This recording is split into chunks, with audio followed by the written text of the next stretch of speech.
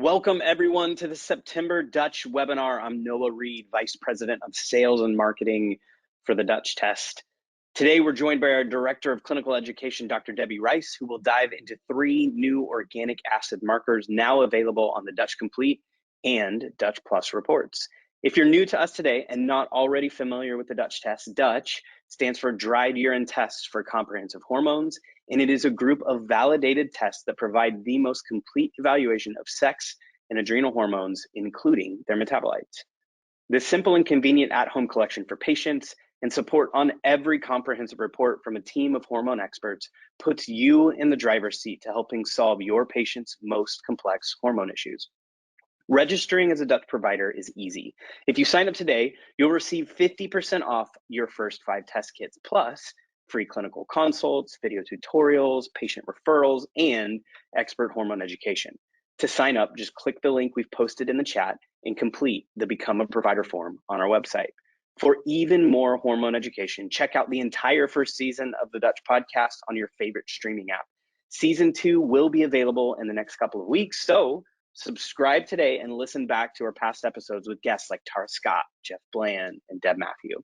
We've got so much in store for this next season, and you won't want to miss a thing. Before we get started, please note that we've already have today's slide posted in the handout section of the GoToWebinar control panel below. And we will be sending the recording and slides to everyone who signed up tomorrow. If you have any questions along the way, please add them to the questions section of the control panel. Dr. Rice will answer as many questions as she can at the end of her presentation. Lastly, keep in mind that Dr. Rice is a doctor, but she's not your doctor. The contents of this webinar are for educational and informational purposes only. The information is not to be interpreted as or mistaken for clinical advice. Please consult a medical professional or healthcare provider for medical advice, diagnosis, or treatment. Patients can find a Dutch provider on our website by clicking the Find a Provider button at the top of the page. And now, allow me to introduce today's speaker. Dr. Rice is the Director of Clinical Education for Precision Analytical and practices part-time as a naturopathic doctor, where she focuses on care for pediatric health, hormone health, thyroid health, and adrenal health. She has had experience working with communities in need, both in the United States and internationally. Her training is primarily in women's health, pediatric care, hormone therapy, and hormone function, as well as complementary adjunct care. Dr. Rice uses diet and lifestyle, botanical medicine, and conventional approaches to maximize care and meets her patients where they are in their health journey. We're so excited to talk about this topic today, Dr. Rice. Welcome to the webinar. We're ready when you are. Thank you so much for having me, Noah. Thank you for the introduction, and I am so excited to be here today. Obviously, I'm a fan of Dutch, and I'm super excited to talk about the new organic acids that we just released this summer. So without further ado, I will go ahead and jump into our webinar for today. Our webinar for today is the new organic acids we have to improve patient protocols. Again, my name is Debbie Rice. I am a naturopathic physician. I am the Director of Clinical Education here at Dutch.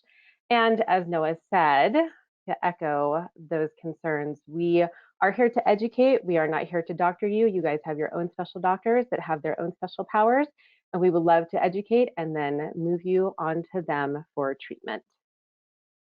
So for today, I wanted to say organic acid testing stands for OATs. So when you hear people say OATs, that is what we're talking about, organic acid testing.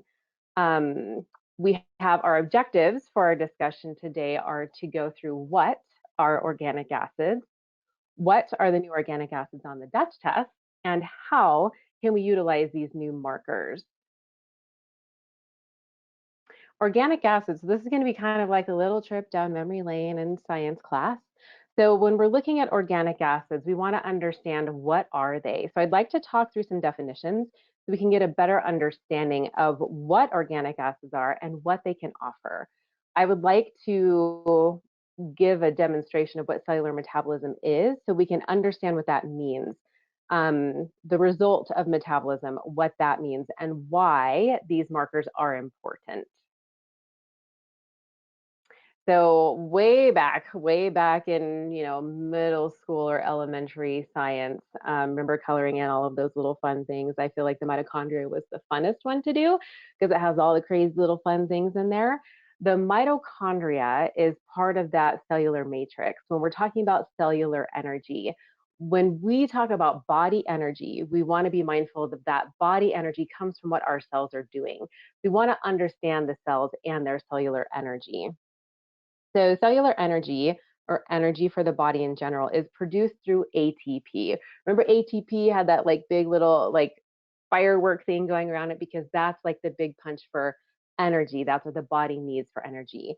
And it is made in the mitochondrial matrix. So in here, all of that little blue stuff that you could be coloring in, that is where your ATP is made. And mitochondria are necessary for energy production, that ATP, which influences how well our cells can create or break down things in the body. Organic acids. So when we're looking at most organic acids, they require metabolism through two important processes in the cells, or two important components that happen in the cell. We have the Krebs cycle, which also is known as the citric acid cycle, which is also known as the TCA cycle. It has many different names, but for this presentation, we're going to be talking about the Krebs cycle. We also have the electron transport chain, or the ETC. So this is how things get communicated. Compounds go through these to make energy through the cell. Each step when we're going through the Krebs cycle requires efficient functionality to ensure optimal health.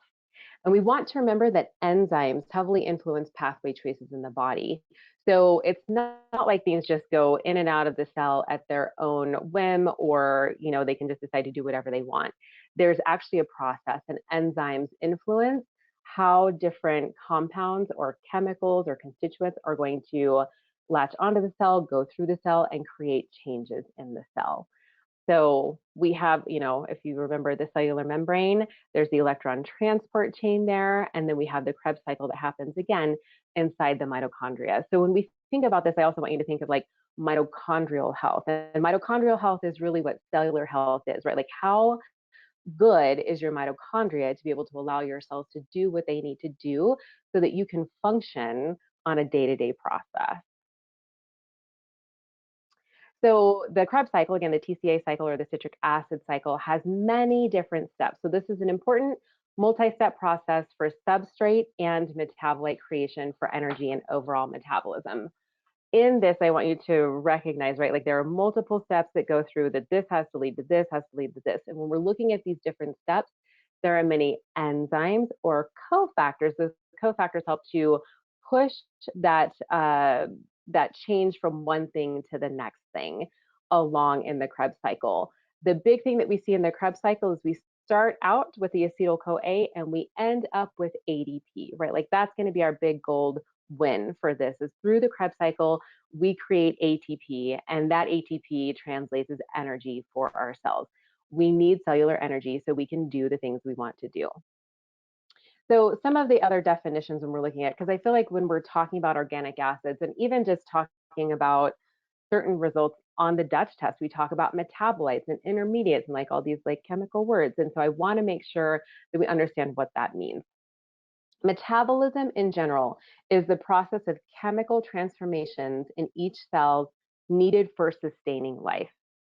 Like you need these things to be able to live, to sustain your life. So that is when we look at cellular metabolism. Cellular function is important day to day.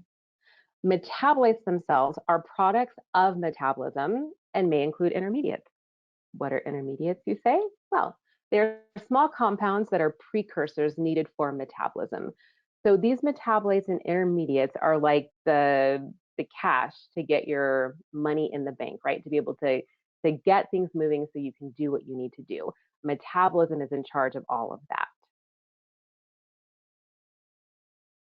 So back to our original question of what are organic acids? Organic acids are compounds the body makes that influence the pH of our cells. Really, it's all about this big science equation that happens in our body. And our cells require very specific acid-base balance to ensure that they are communicating are metabolizing appropriately.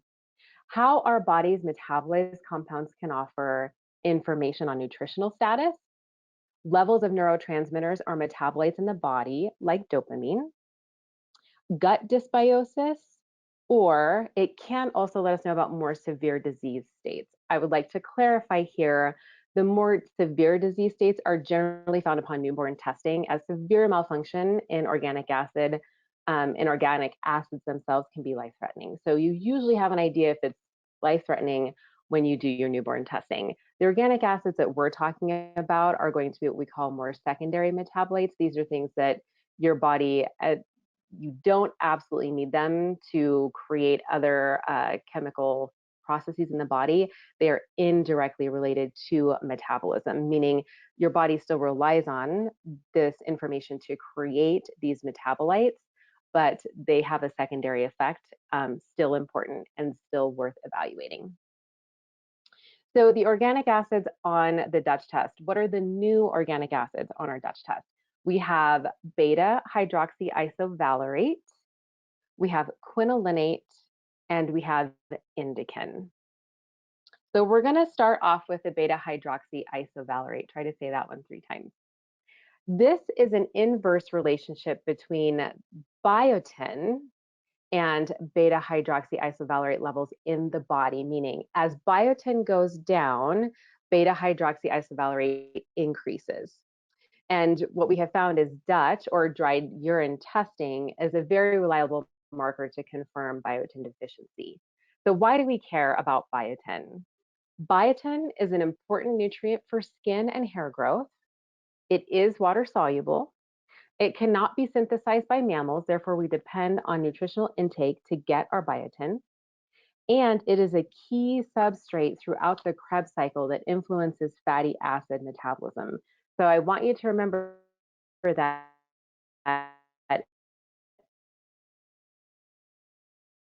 it's a key step to be straight through the Krebs cycle. Remember that Krebs cycle has all of those different able to create metabolism in our cells. That is why biotin is important.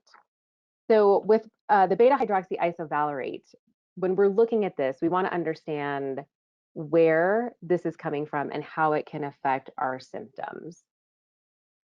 Beta-hydroxyisovalerate may be depleted from pregnancy, lactation, because you're growing a human and then you're feeding a human.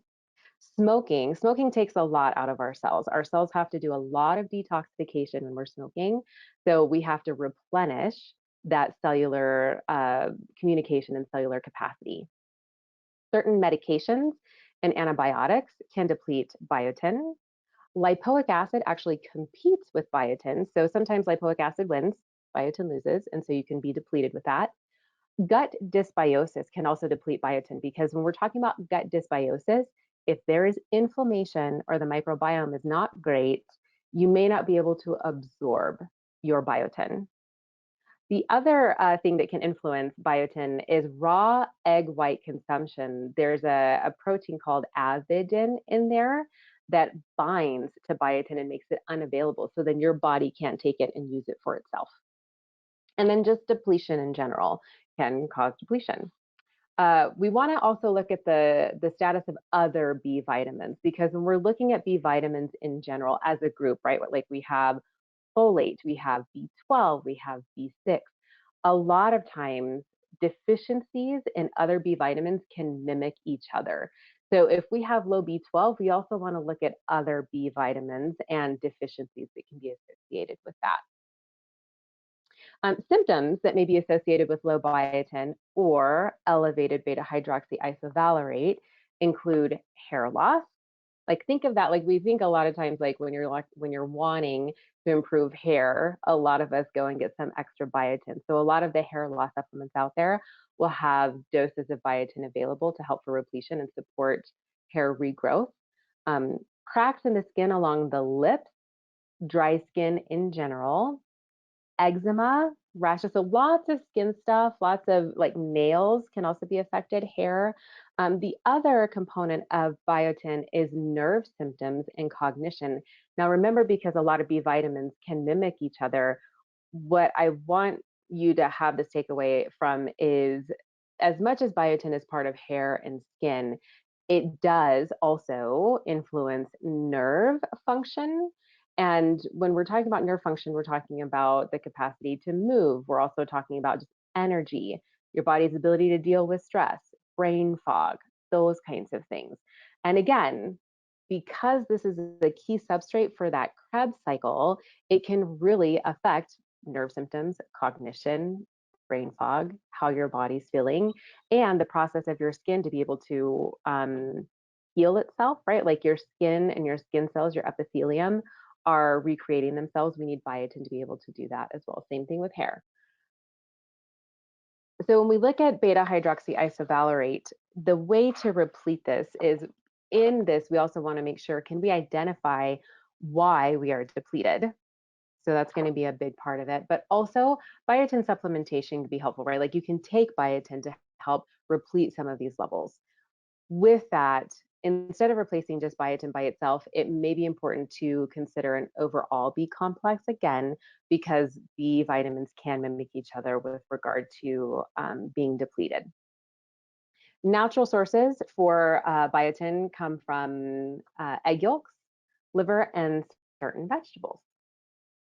So how does beta-hydroxyisovalerate look on a Dutch test? So in our organic acids section, we have some nutritional organic acids. So you will find under the nutritional organic acids, the biotin marker here, and underneath the green bar here, we will have the beta-hydroxyisovalerate. Because this is an inverse marker, when it is above range, that tells us that is when we are having a deficiency in biotin. And that means when we look at these ranges, so this normal range here is 0 to 12.5. When this is above range, for example, at 13.8, that tells us we do have a deficiency in biotin. So in looking at these organic acids, there may be things that are related to low biotin. And in this Dutch result, this is part of a case study, right? Like we pull this information from patient results. When a patient complains of fatigue, of dry skin, of brain fog, I'm not going to be surprised when I see a higher beta-hydroxyisovalerate on there. The other things that may be important to look at are any of the accompanying markers on a Dutch test. So if we go back here and look, right, like this person also has a high end pyroglutamate. This pyroglutamate is a glutathione marker. Glutathione is an important marker for antioxidants, or helping to reduce cell damage or improve cellular detoxification. And so remembering beta-hydroxyisovalerate related to biotin, and biotin is an important substrate to help make sure that all of those chemical compounds are doing what they need to do in the Krebs cycle. If your body's not able to complete all of that, you can't perform normal cellular metabolism. It may be difficult to remove toxins and to create new cells. So that can also create poor oxidative stress management. The other marker on here is the elevated 8-hydroxy 8-OH-DG. This is a marker for oxidative stress. When we think of oxidative stress, I want you to think of DNA damage or cellular damage or cellular destruction. When we look at this oxidative stress marker at the bottom here is high end of range. This tells me there is stuff going on with this person's DNA, and there is cellular integrity being attacked here. So I'm not surprised actually to see, right, like a higher glutathione, a higher biotin, and a higher oxidative stress marker. That to me tells me there's lots of cellular destruction and need for cellular support or detoxification happening here. The other part is the low HVA. This is a metabolite for dopamine. When we think about how the body needs energy to be able to deal with things, and if our cells don't have the nutrients they need to do what they need to do, you may not be able to have sufficient dopamine.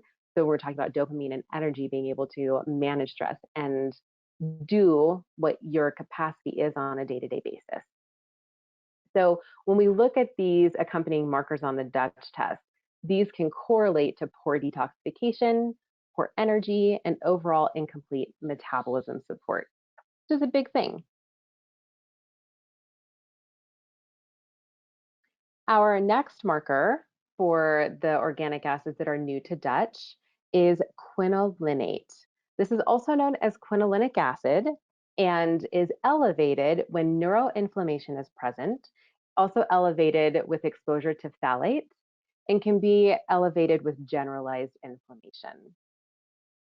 Diseases that may be associated with elevated quinolinate are things like ALS, Huntington's disease, motor neuron disease, depression, anxiety, schizophrenia, etc., things like that. We also want to think about neuroinflammatory aggravations that may be from something like Lyme disease, COVID, post-viral inflammation. So a lot of times you can have, if you've had a viral infection, depending on how well your body was able to manage it, you can still have what we call post-viral inflammation, or things that the body is still dealing with, even when you feel like, for example, COVID is gone or some other virus is gone.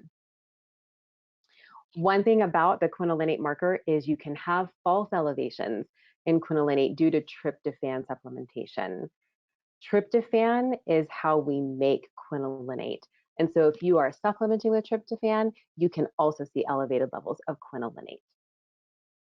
So in researching for this, I actually found this graphic in a study about COVID and how COVID can affect brain health and brain inflammation. But when we're looking at this, the reason I chose this cascade is because this is the inflammatory cascade for quinolinate. So quinolinate is a complex marker because this really is about finding a balance between how the body sends out the messages for inflammation and responding to inflammation, but being able to deal with that inflammation.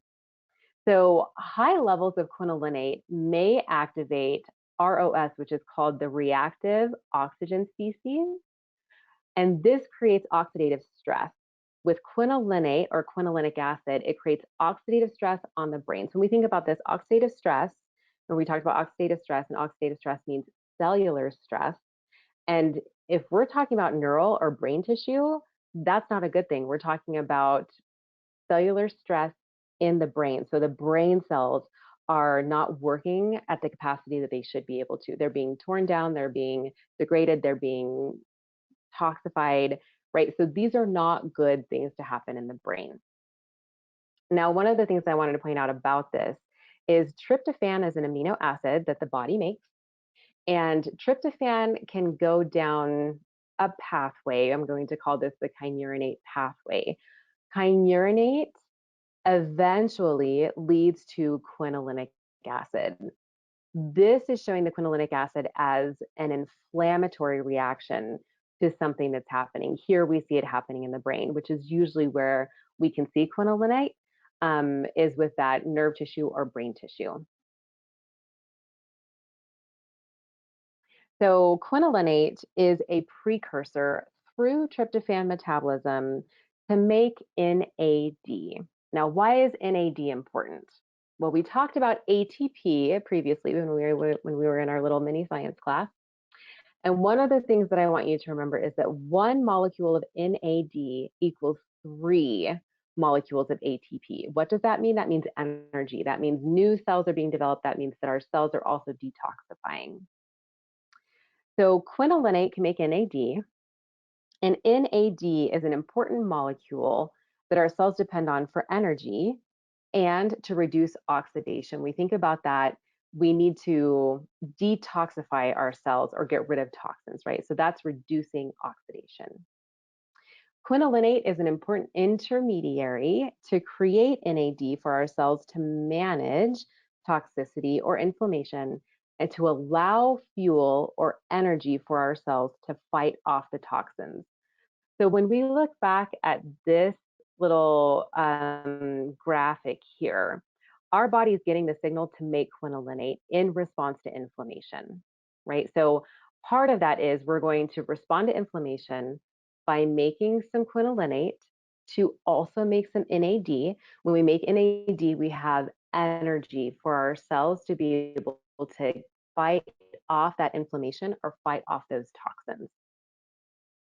Here, there is a delicate balance between the activation of quinolinate to help fight, there's a delicate balance between activation of quinolinate to help fight off bad toxins and too much quinolinate if the body is not able to sufficiently fight off toxins or regenerate healthy cells. So that means if there's enough inflammation coming down the chain, we start making quinolinate because there's inflammation happening. The body's like, all right, I'm going to start making some quinolinate. When we make quinolinate, we're going to make the NAD. We're going to try to give some fuel to our cells so we can fight off those toxins. But if there's too much inflammation, we're still trying to make that NAD, but then we start getting more quinolinate. That is going to be more inflammatory. And that's the delicate balance of how our body makes quinolinate and what we need to consider when we have quinolinate as a marker. Quinolinate is an important factor in evaluating inflammation and inflammatory response in different types of cells. And these are usually immune cells from nerve or brain tissue. Here is a little bit of a different graphic. And in this graphic, what I wanted to show is tryptophan, right? We know that quinolinate down here comes from tryptophan. Tryptophan makes serotonin. It can also make proteins.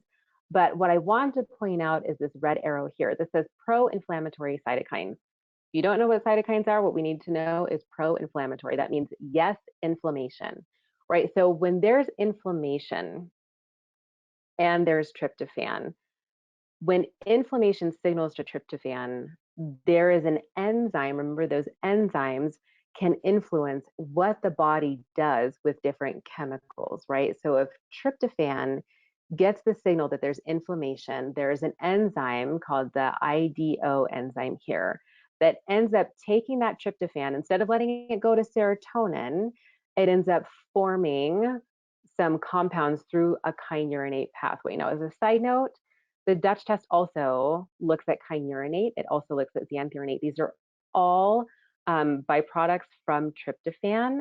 That in itself is probably going to be a whole other discussion because there's a whole exciting process that happens there and some ratios that can be utilized there. But for today, we're going to focus on just the quinolinic acid. So that inflammation tells tryptophan to make this enzyme. Once this enzyme is activated, we start going down this kynurenate pathway. As we continue to go down this kynurenate pathway, we have that quinolinic acid production, and then we have the NAD. Depending on the level of inflammation, you may only be making enough quinolinic acid to make NAD. And that's where you start to get better cell metabolism, being able to create healthier cells, detoxify things. So that's, again, that balance of inflammation that can be worrisome for our nerve and brain tissue versus inflammation that is being able to be quelched, or, we can put that fire out by creating some of that NAD so our cells can fight off that inflammation and stop that inflammation. So again, this is reliant on tryptophan and the signaling from inflammation to be able to go down this pathway to make quinolinate or quinolinic acid. So what does quinolinate look like on a Dutch test? When we're looking at the Dutch test, again, we have on the top part here some nutritional organic acids. Our second section here is looking at neuro-related markers. And this is where neuroinflammation on the green bar here is shown. Quinolinate is that marker. When it is above range, we know that there is concern for neuroinflammation. Again, it may not only be neuroinflammation. It could be, again, about phthalate exposure. It could be generalized inflammation. But because this is neuro-related, we want that in our brain capacity of options when quinolinate is elevated. So when we see quinolinate elevated, we want to think about neuroinflammation, phthalate exposure, and just generalized inflammation. For this case study, the patient symptoms, so this patient presented with fatigue, significant stress, which also means high levels of cortisol for her, poor sleep, she wasn't sleeping very well, PMS, anxiety, and irritability. So when we look at that, we know that there's some hormone imbalance. And with anxiety and irritability, we know that there's stuff going on with how the brain is communicating things. Other associated markers on the DUTCH test for high quinolinate. In this test, we saw that she has low-end melatonin, she has high-end indican, and she has high-end pyroglutamate. So again, pyroglutamate is a marker for glutathione. And remember from our last patient that glutathione is important for detoxification. A gut marker, which is indican, which we'll talk about next, when this is elevated, we might be looking at gut inflammation and inflammation in general. And then the melatonin. So an interesting part about melatonin is that melatonin is one of the most potent antioxidants that our body makes. And so when we have low-end melatonin or low-end range melatonin, it could be related to inflammation, interfering with the body's ability to manage those toxins and being able to reduce that inflammatory response. So when we look at this, right, like the low melatonin, the high pyroglutamate, the high indican, this is looking like stress and inflammation to me. These results suggest that we need to evaluate levels of stress and triggers that may be contributing to the elevated quinolinate. So again, oxidative stress, cellular damage, inflammation, or more other things.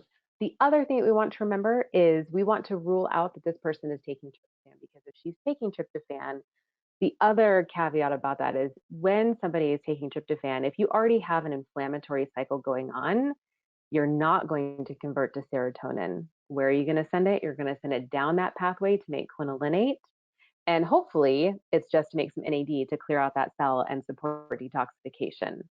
But that is one of the considerations when we look at evaluation of quinolinate and tryptophan supplementation. So we want to make sure that this person is not supplementing tryptophan, and then evaluate what is going on with them for stress and triggers. And our last and final marker for the new markers on DUTCH is indican. So indican is really kind of cool. It's kind of an old school marker where you used to go into a doctor's office, they'd give you a cup to pee in and they would check to see how much indican was in there. One thing that I do want you to know is that every person makes indican. So the presence of indican is not significant. What we worry about is the elevations of indican. Indican is also a tryptophan byproduct. It is in the gut, in the gut. Our bacteria metabolize tryptophan, which is an amino acid. There is high correlation between gut dysbiosis and elevated, not just normal, but elevated levels of indican. So you want to think about this when there are more bacteria present in our gut to break down tryptophan, we have higher levels of indican. So we have good and bad bacteria in our gut. Just like on our skin, we have good and bad bacteria. When there is too much bad bacteria or good bacteria, right? Like if we have too much, you can always have too much of a good thing. You can have more bacteria present that end up breaking down more of your tryptophan. And that is where you can see higher levels of indican. Because why? This is a tryptophan byproduct. So the body has to break down that tryptophan to create indican. Indican levels can elevate when, so it's interesting, a lot of the data and research talks about indican and putrefaction. So I put that in parentheses here because putrefaction is also an important part of breaking down things, right? We want to look at putrefaction as how the body breaks things down. So indican levels can elevate when the body is unable to break down proteins efficiently. The gallbladder and or pancreas are not meeting the enzyme demands to break down your food well, right? So it just kind of sits there and then your bacteria continue to break that down. And that could be due to poor breakdown of proteins. Poor intestinal motility. If your gut, so we rely on the gut to, once you get everything in your stomach, it's supposed to move things along, and that's our motility. If you don't have good motility, things just kind of hang out there a little bit longer, and that's where you have more bacterial breakdown or putrefaction that leads to more indican production. This can also be elevated. Indican can also be elevated when there is high intake of animal protein. So if you're a person that eats a lot of animal protein, that's something to take into consideration when looking at indican levels. So indican can be readily found in stool. You can do stool testing and indican is going to be there.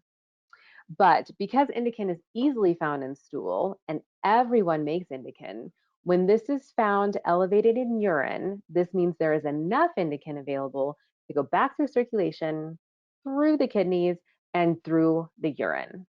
So this extra amount of indican is what can be found in urine testing and why elevated levels should encourage further evaluation. So let's look into a little bit more of what indican can tell us. So symptoms or presentations associated with elevated indican. So small intestinal bacterial overgrowth known as SIBO, overgrowth of anaerobic bacteria in the colon, malabsorption, right? Like you aren't getting the stuff that you need, so stuff is hanging out in the gut, bloating, right? Again, things are not moving, right? Like if you don't have good motility, things just kind of sit around. Discomfort, right? Like you're just uncomfortable, not having, like after you eat or even as your body's trying to process things, not comfortable. Constipation. So again, that has to do with motility and being able to clear things through the GI tract. Pancreatic insufficiency has also been seen in research. Celiac disease or other certain diseases may also be present when indican levels are elevated. Now, rarely is elevated indican associated with cancers, ulcers, bowel obstructions. So the more common things are going to be like the SIBO, imbalances in gut microbiome, malabsorption, uh, poor motility, constipation, and where your pancreas just can't get the enzymes out there so you can break down your food appropriately.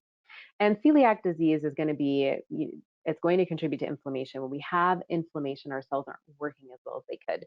So that also tells us that the cellular integrity is not as great as it could be or not as optimal as it could be. So in indican are special considerations when we're looking at indican as a marker. Low protein diets. So we're looking at vegan diets, vegetarian diets that may not have a lot of animal protein. When we see an elevation in indican, we want to be aware of that in people that have low protein diets because small amounts of elevation in indican may indicate significant dysbiosis due to generally low putrefaction levels or low protein levels. The other thing is unabsorbed antibiotics. So if you're on an antibiotic and your body is killing good and bad bacteria, you don't have the bacteria to metabolize through and make some of that indican, so contribute to making some of that indican. Also, if you have high amounts of lactobacillus species. So lactobacillus is generally one of the good guys, but if there is imbalance in your gut microbiome, a high amount of lactobacillus may influence the amount of indican that your body can make. So those are special considerations. We're looking at indican through results. And something that the bigger thing, I mean, whenever you're on antibiotics, it is generally known that that's going to influence your gut microbiome, the good and bad bacteria. But it is very important to remember if you have somebody that's on a low protein diet and how that can influence how you would read or review that indican level.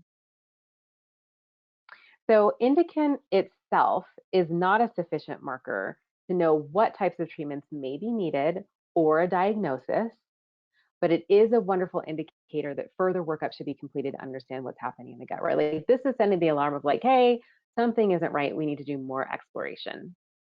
And indican levels alone are not reliable to understand how severe gut dysbiosis levels are. And this is due to variability in diet, right? Like you may have that person that eats a lot of animal protein. You might have that person that doesn't. You might have that person that has malabsorption. So when we're looking at gut health in general, your microbiome, that's why we can't assume that the levels give us good interpretation of how severe that dysbiosis is, which is why we would want to do further exploration into that. So the other part of indican that we have seen with DUTCH testing is that indican correlates with estrogen metabolism. So just a quick detour into estrogen metabolism. We want to remember that estrogen detoxification occurs in 3 phases. We have phase 1, phase 2, and phase 3. So phase 1 of our estrogen detoxification is metabolism. Phase 2 is conjugation. This is where we make the bad things good so that the body can get them out. Phase 3 is excretion, or getting the good and bad things out into the stool. So we can see here that our phase 1 and phase 2 metabolism, these both happen in the liver and end up coming out in the urine. So through the kidneys, we can see this on the DUTCH test. So we have a great understanding of how phase 1 and phase 2 are working with estrogen detoxification on a DUTCH test. The next level of evaluation is phase 3, which is excretion, and that is seen in stool testing. So if we were to do a DUTCH test and some stool testing, we could get a more complete picture of the full estrogen detoxification, those 3 phases of estrogen detoxification. Gut metabolism of estrogen is managed by what's called the estrobolome, which is a really cool word. The estrobolome is comprised of its own unique group of enteric bacteria, right? That means it's in its gut on its own. So the estrobolome is responsible for metabolizing estrogen in the gut. And we know the gut microbiome can influence estrogen metabolism through particular enzymes in the estrobolome, like beta-glucuronidase. That's one of the more popular enzymes that influences estrogen metabolism in the gut. And again, this is an enzyme that is influencing how that estrogen is going to be metabolized and what's going to happen with that estrogen. Since the estrobolome influences estrogen and there are bacteria in the gut, it makes sense that Indican, as a gut marker, can also show correlations with hormone, more specifically estrogen, dysfunction or imbalance. And we've actually seen this on the DUTCH test. So our next presentation here is going to be like, what does that Indican marker look like on the DUTCH test? So this is going to be part of the nutritional organic acids and found on that OATs result page. So when we're looking at this, we have the B12, the B6, our glutathione, our biotin markers, and then the gut marker is Indican. So again, if you have normal ranges, which is why on the expected ranges here, we have it up to 100, right? Because everybody makes Indican.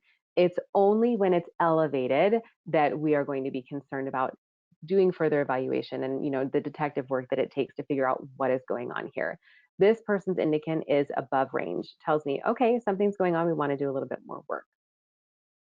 And like the other case studies on this patient presented with constipation, fatigue, migraines, hormone symptoms. So we say hormone symptoms, this can include PMS, heavy periods, clotty periods, anxiety, poor sleep, and then she does report poor sleep as well. One of the correlative markers on this person's test is her estrogen metabolism. So again, the phase 1 and phase 2 that we can see on the DUTCH test are shown here. And without going into specific detail on where we would expect these percentages, what I see here is that her phase 1 metabolism is not as awesome as it could be, right? Like I want to see this green, this 2OH at greater than 60.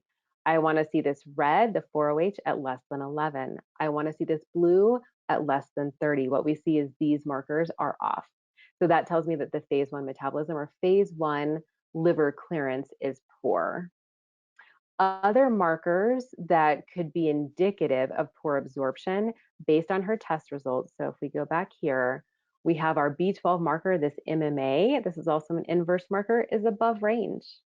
We see that the B6 markers, the xanthionate and the kynurenate, are below range.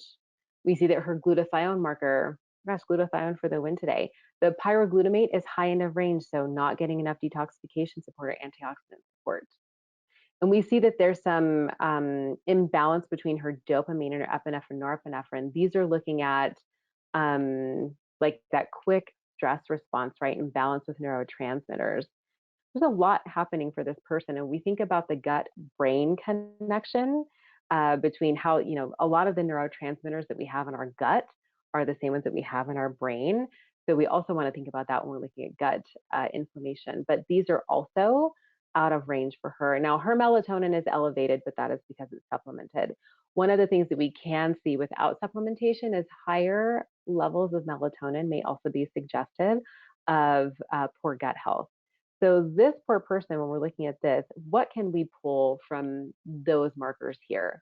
What I see is there's some complications with liver clearance for estrogen metabolism.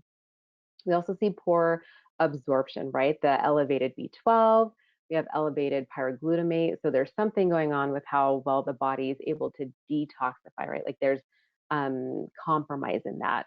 And then we also see that imbalanced HVA or VMA, that's going to be the dopamine and the epinephrine, which will translate into poor adrenal or stress response.